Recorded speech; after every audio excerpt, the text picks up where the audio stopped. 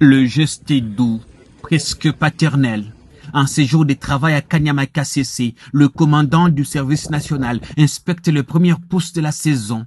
Ces jeunes épis qui murmurent la promesse d'une grande moisson. Je suis en train de regarder la levée de maïs. Très bonne levée.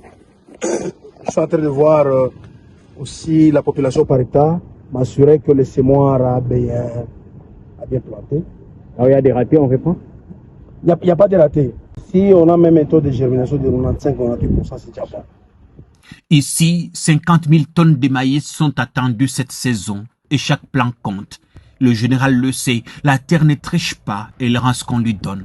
Depuis 2019, ces sols fertiles n'ont cessé de se transformer et chaque récolte est un chapitre dans le projet du président Félix Antoine Tshisekedi. La capacité que j'ai ici, je peux aller jusqu'à 20 000 hectares. Je suis fier.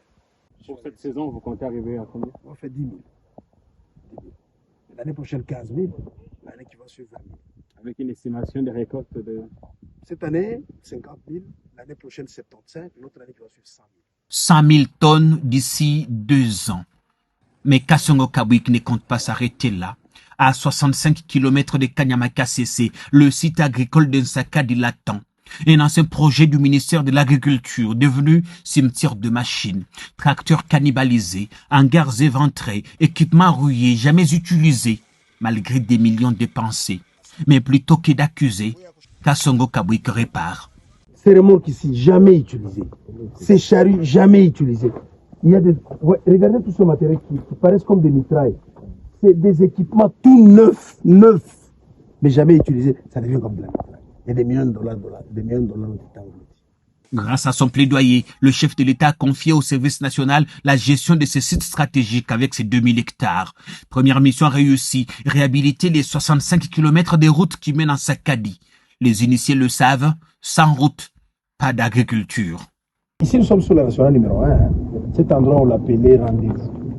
Les gens pouvaient faire un mois ici sans traverser. Nous sommes dans un terrain d'arrêt. Depuis la Deuxième République, c'était difficile de le faire. Oh, ça, non, on n'a aucun professeur. Hein? Non. Aucun ingénieur. On l'a fait.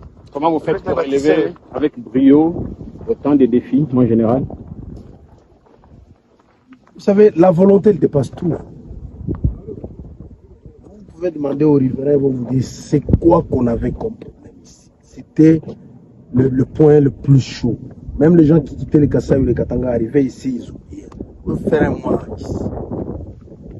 Mais bon, la volonté qu'on a quand même de l'intelligence. On est quand même doté d'une certaine intelligence, non? L'intelligence, c'est qu'on l'a définit comme quoi? Comme la capacité de s'adapter à des situations nouvelles. Nous regardons, nous voyons les défis et à relever des défis, à résoudre des problèmes. Ah, il fallait faire Sans question, on a fait combien? De là jusqu'à 50 camions. D'ici jusqu'à là, 100 camions. 100 camions. Les deux parties étaient plus. 150 camions ici.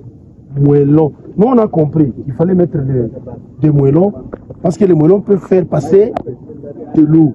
Mais au-dessus, on met la télé. Stabiliser. Simple.